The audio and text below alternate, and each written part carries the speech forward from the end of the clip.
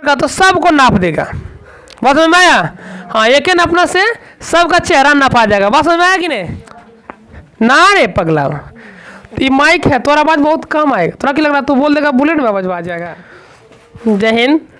आज हम चलते हैं आपकी क्लास में जो चल रही थी भारतीय भवन का 1 का डी, उसके नेक्स्ट क्वेश्चन की ओर। तो हमने जो पिछले क्लास में आपका 1 का डी बता रहे थे, उसका सारा क्वेश्चन कंप्लीट कर दिए थे। आज हम चलते हैं इसकी विविध प्रश्नावली में। ठीक है, विविध प्रश्नावली।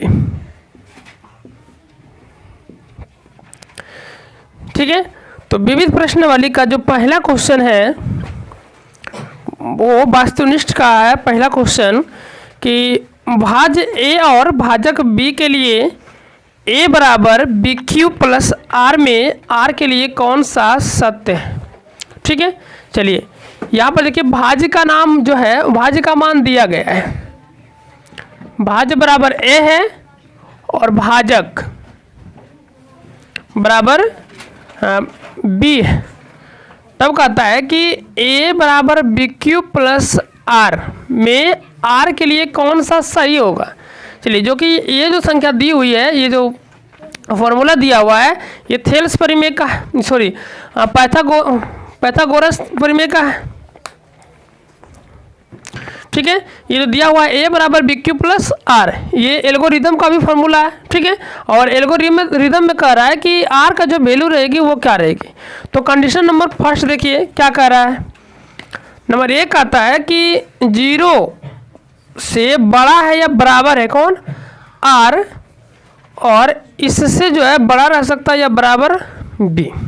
ठीक है, दूसरा बात है, दूसरा बी कहता है कि 0 is greater than R greater than equal to B, और सी कहता है कि 0 is greater than equal to R is greater than B, और डी कहता है कि R is less than, sorry greater then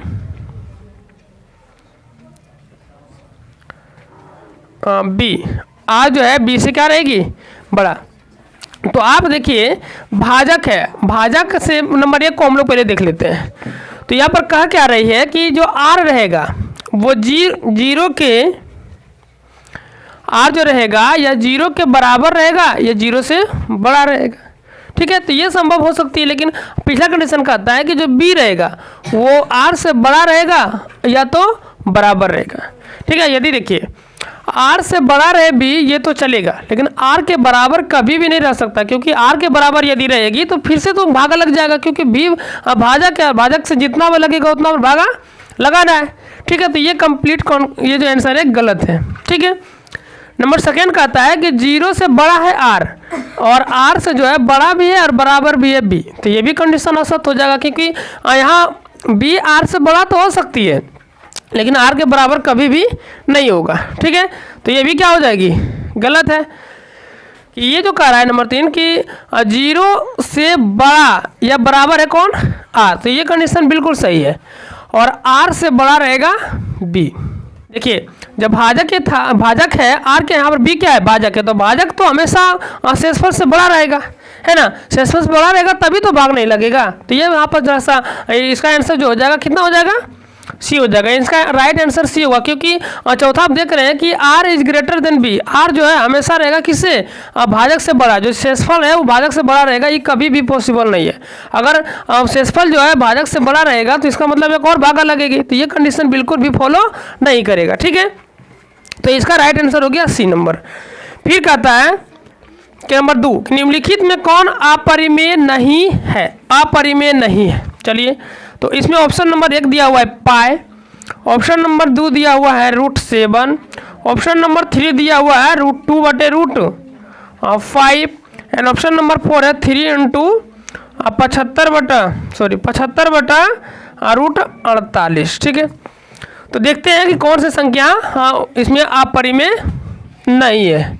चलिए, तो पहले हम लोग पाई को जानते हैं। तो आप ये बिल्कुल अच्छी तरह से जानते होंगे कि पाई जो होती है ये हमेशा और हमेशा अपरिमेय संख्या होता है। आप बोल रहे होंगे कि पाई का जो मान होता है तो 22/7 होता है।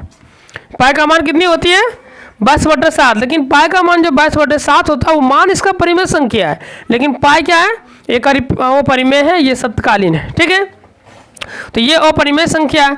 दूसरा क्या है, √7। तो √7 अब देख रहे हैं कि √7 का पूरा वर्गमूल नहीं निकलता है, क्योंकि अब देख रहे हैं कि 1 का जो वर्ग होती है 1 होता है, 2 का वर्ग 4 होता है, 3 का वर्ग 9 होता है, जहाँ की 7 का कोई जगह नहीं है। तो 7 का जगह ना रहने के कारण √7 भी क्या है, एक अपरिमेय संख्या है। इसके बाद जो है अगला कर रहा है √2/√5।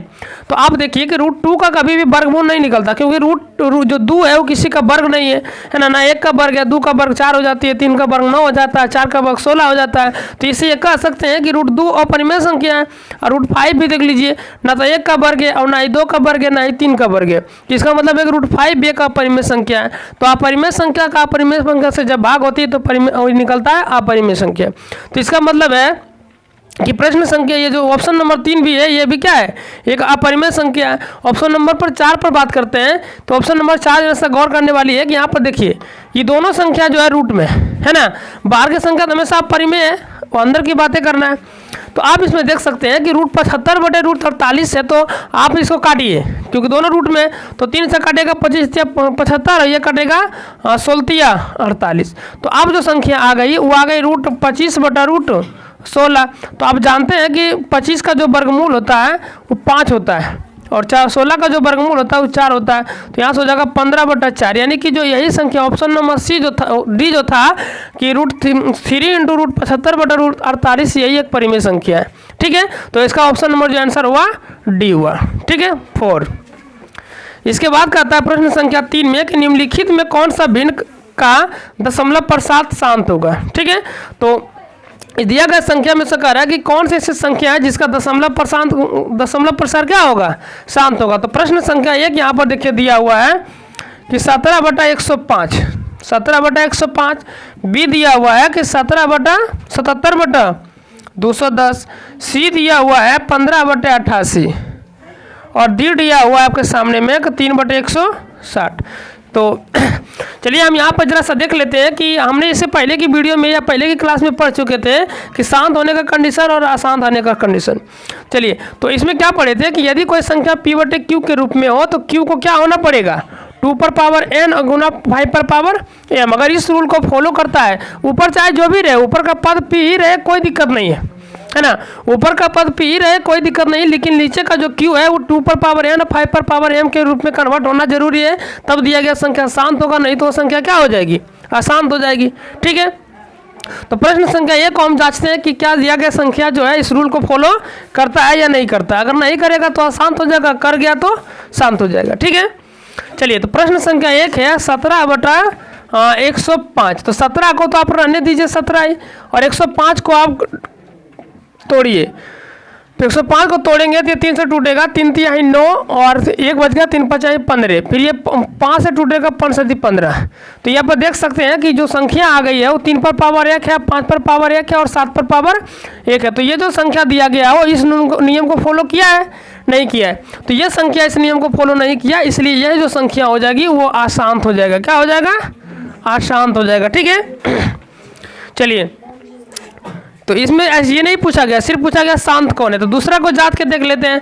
दूसरा प्रश्न है 77/210। तो 77 को आप 77 रहने दीजिए, 210 को तोड़िए। तो 210 को तोड़ेंगे तो 2 एकम 2, 2 पचे 10, फिर 3 से टूटेगा, 3 तिया 9, 3 पचे 15, फिर 5 से 7। तो इसमें भी देख सकते हैं कि जो आगे है 2/1, 3/1 गुना 5/1 गुना 7/1। तो ये भी दिया गया संख्या जो है नीचे वाली संख्या हमारे इस रूल से फॉलो नहीं करता, और इस रूल को फॉलो ना करने का मतलब हुआ कि दिया गया संख्या जो है 77/210 ये भी एक अशांत संख्या है। कैसा है, अशांत है। ठीक है, चलिए, प्रश्न संख्या तीसरा है कि 15/88। तो 15/88 देख लीजिए। तो 15 को तो 15 रहने देना है क्योंकि p का मान है, 88 को तोड़ दीजिए आप। तो 88 टूटेगा, 44 में 44 टूटेगा, फिर 22 में 22 टूटेगा, 11 में और 11 फिर 11 रह जाएगा। तो 2 पर पावर यहाँ पर 3 आ रही है और 11 पर पावर 1। तो ये भी संख्या देख लीजिए कि जो दिया गया हमारा रूल था शांत होने का, इस नियम को फॉलो नहीं कर रहा है। इसका मतलब है कि ये भी संख्या क्या है, अशांत है। क्या है, ये भी संख्या हमारा अशांत है। अब ऑप्शन नंबर डी को चेक करते हैं। डी कहता है 3/160। ठीक है, तो 3/160 जो है इसको जांच लेते हैं। तो 3 को तो 3 रहने देना है, 160 को क्या करना है, डिवाइड करना है।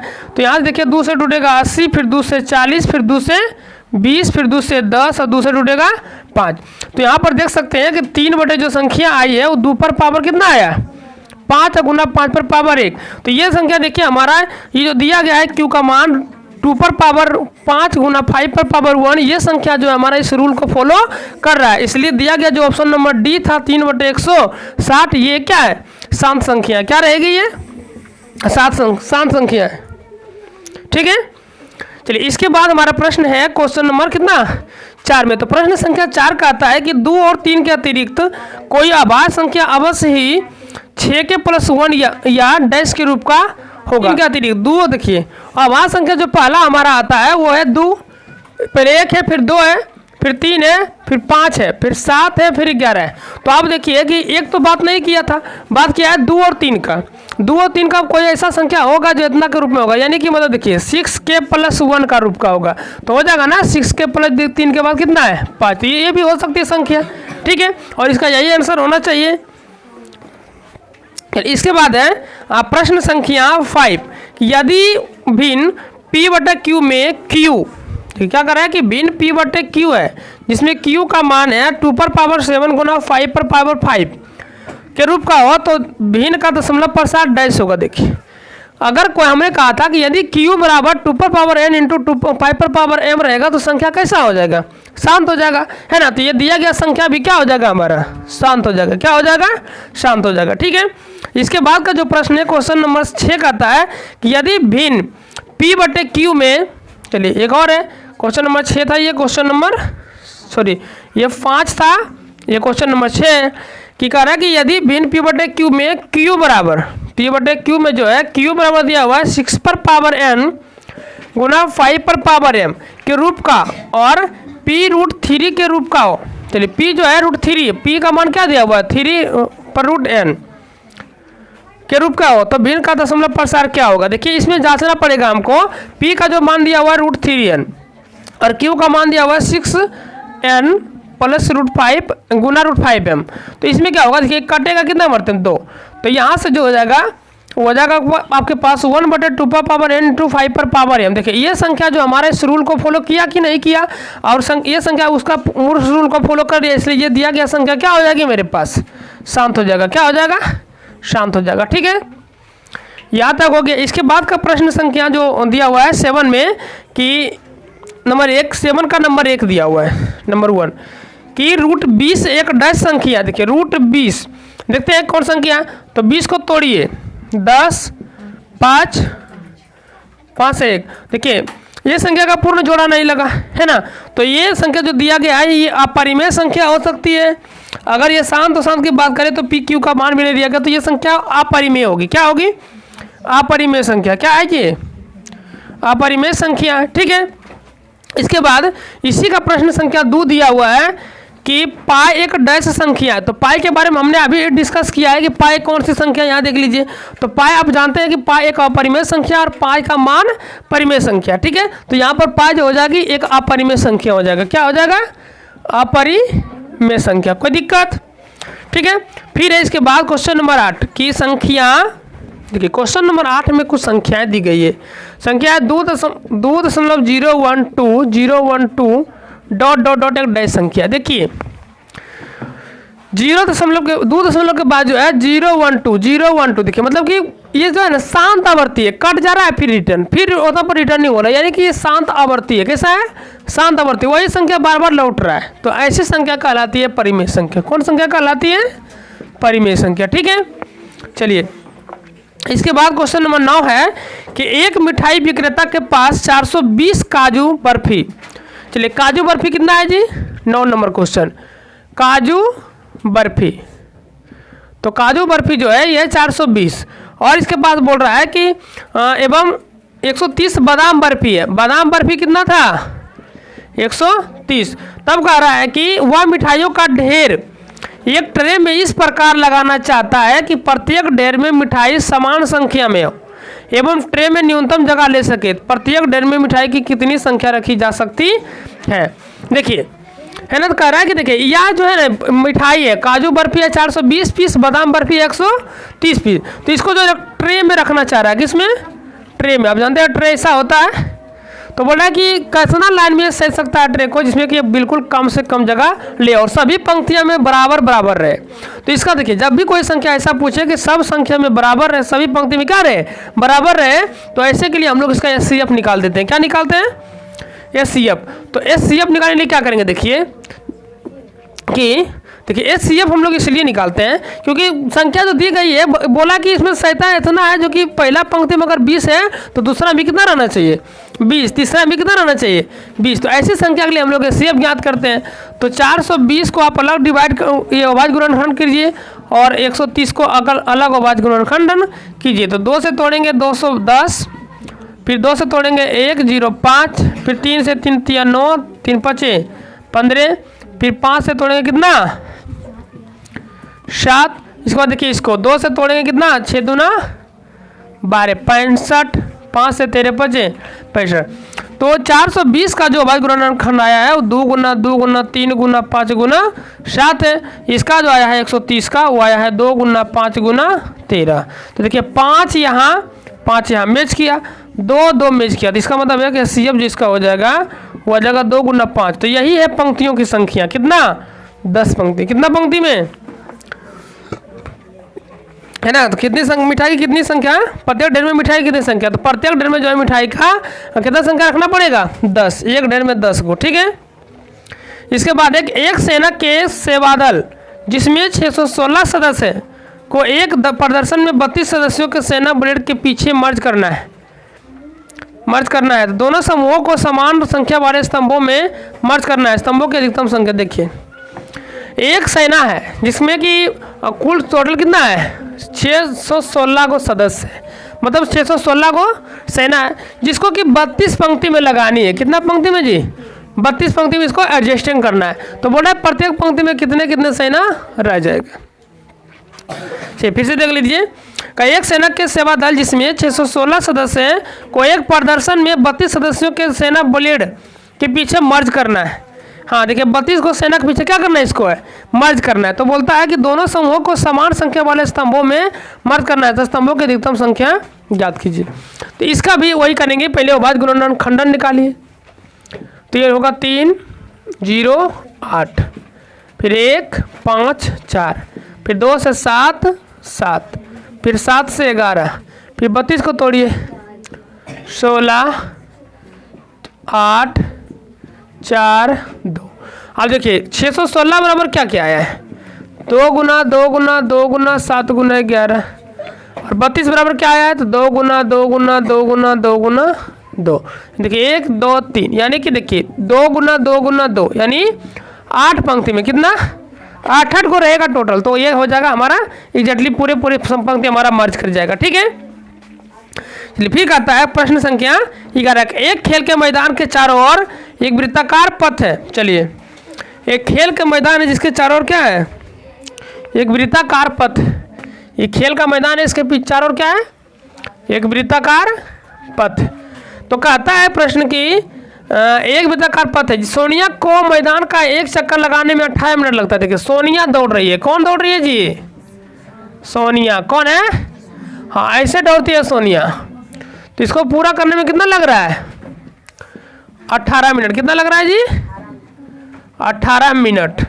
फिर कहता है जबकि रवि को 12 मिनट लगता है, और रवि फिर इसी दौड़ता है ना, रवि अगर रवि दौड़ रहा है मान लीजिए इसे, तो इसको लगता है कितना मिनट 12, ऐसे घूरने में कितना मिनट लग गया 12 मिनट लगता है। तो ये बोल रहा है कि यह मानते हुए कि दोनों एक ही बिंदु से चलकर चक्कर लगाना प्रारंभ करता है एवं एक ही दिशा में जाते हैं, यह पता लगाइए कि दोनों प्रारंभिक बिंदु पर कितने मिनट के बाद पहुंच जाते। दोनों एक साथ दौड़ेगा, कैसे दौड़ेगा जी दोनों एक साथ।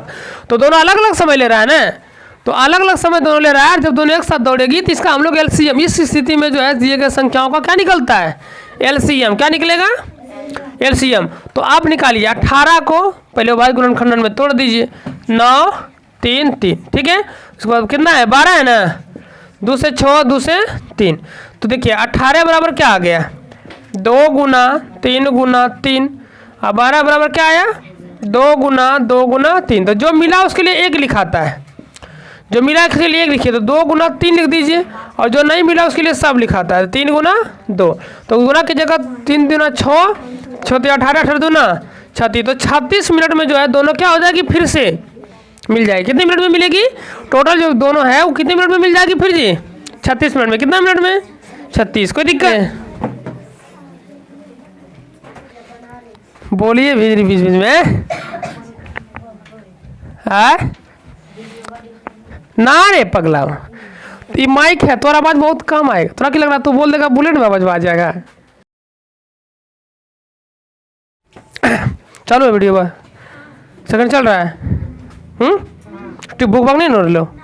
चलिए, तो इसके बाद जो क्वेश्चन है वो कहा था क्या कि 2 पात्र है, मतलब 2 क्या रहेगा, गमला, क्या है, गमला है। एक ये गमला है और एक ये मान लीजिए, है ना। तो एक में जो है 504 है, छोटा है 504, इसको लेते हैं लीटर, और ये बड़ा है कितना, 735 लीटर का है। तो कहता है कि इसको नापने वाला कोई ऐसा नापना बनाइए जो क्या कर सके, ये दोनों दूध को एक कर ले और एक ही नापना से नापा जाना चाहिए, दूसरा नापने की जरूरत नहीं है, ठीक है। तो ऐसी स्थिति में संख्याओं का क्या निकालते हैं, मोसो। मोसो ही एक ऐसा संख्या होता है जो सभी संख्याओं क्या करता है, काट देता है। तो 735 को आप अभाज्य गुणनखंडन कीजिए, किसका कीजिएगा, हाँ 5 से लग जाएगा, हाँ 3 दूना 5 कम 5, 2 बचेगा 5 चौक 20, 3 कितना बच जाएगा जी, 3 ना 5 सत्ते 35, उसको और लगेगी 7 से लगेगा, 7 दूना 14, 7 कम 7, 3 से लग जाएगा, कितना बढ़ते में 7, इतने ना। चलिए 504 को तोड़ दीजिए आप, 2 से तोड़िएगा, 2 दूना 4, 2 5 10, 2 दूना 4, 1 2 दूना 4, 6 दूना 12, 6 1 नहीं 3 ना हो, ये 3 से फिर 3 से 7 मतलब यही होगा ना।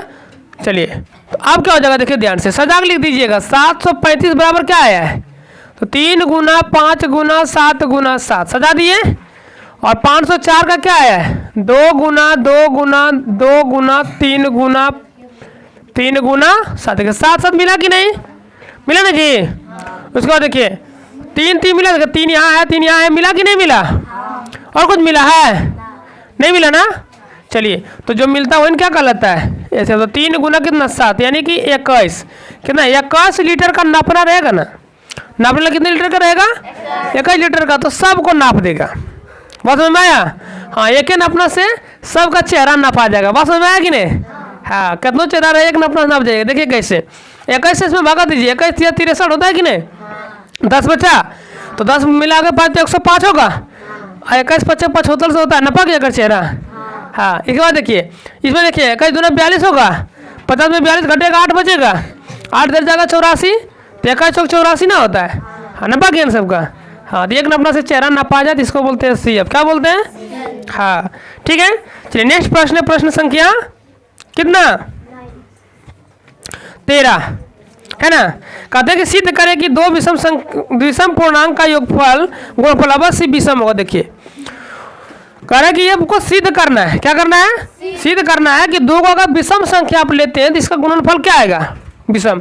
यानी कि देखिए सिद्ध करना है कि 2 विषम संख्या, कौन सा विषम संख्या का गुणनफल क्या है जी, गुणनफल जो होगा वो विषम संख्या आएगा, क्या आएगा, विषम संख्या आएगा। ये हमें सिद्ध करना है, क्या करना है।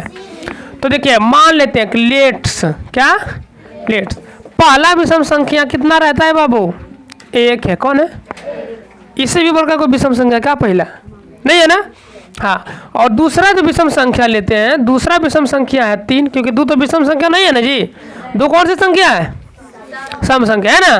तो देखिए ये हो गया, तो दोनों संख्या का गुणनफल जो होता है 1 गुना 3, क्या विषम संख्या होगा, विषम संख्या होगा, हाँ विषम संख्या होगा, हाँ हमेशा विषम संख्या होगा। देखिए है कि नहीं, 3 विषम संख्या है कि नहीं है, हाँ तो क्या हो गया, प्रूव्ड हुआ। आप दुनिया का कोई भी विषम संख्या लेकर देख लीजिए, जैसे 3 ले लेते हैं, 3 गुना 5, 5 3 15, विषम नहीं का सम है, कौन है, हाँ आप यहाँ पर ले लीजिए, 5 ले लीजिए, 7 ले लीजिए, क्या है 7 5 35, विषम नहीं का सम है। तो आप दुनिया का कोई भी 2 विषम संख्या लीजिएगा, उसका गुणनफल हमेशा क्या आएगा, हाँ, लेकिन एक बात बता सकते हैं हमको, यदि दो संख्याओं का दो विषम संख्याओं का योग पूछा जाए तो दो विषम संख्याओं का योग क्या होगा? सम संख्या की विषम संख्या। हाँ, आप हमेशा याद रखिएगा कि दो विषम संख्याओं का योग जो होता है वो हमेशा क्या होती है? सम संख्या। क्या होती है? हाँ, क्योंकि देखिए सबको जोड़ के देख लीजिए आप, 3 1 4 5 3 और 7 5 12, देखिए आता है कि नहीं, है ना? तो सब सम संख्या है कि नहीं है? हाँ, तो दो विषम संख्याओं का गुणनफल हमेशा विषम संख्या और दो विषम संख्याओं का योगफल हमेशा। कोई दिक्कत? जो चैप्टर आपका था विविध प्रश्नावली, कौन था जी? विविध प्रश्नावली। जो एक के डी के बाद जो एक का विविध प्रश्नावली था उसका हमने सारे चैप्टर, सॉरी पीछे और क्वेश्चन है, हाँ अभी और है, कोई दिक्कत नहीं है ना? चलिए, तो आज जो था ये विविध प्रश्नावली हो गया, लगभग कहाँ तक बता दीजिए? 13 तक ना? और इसमें बहुत सारे क्वेश्चन हैं जिसको हम लोग नेक्स्ट वीडियो में लेकर चलेंगे। तब तक के लिए जय हिंद।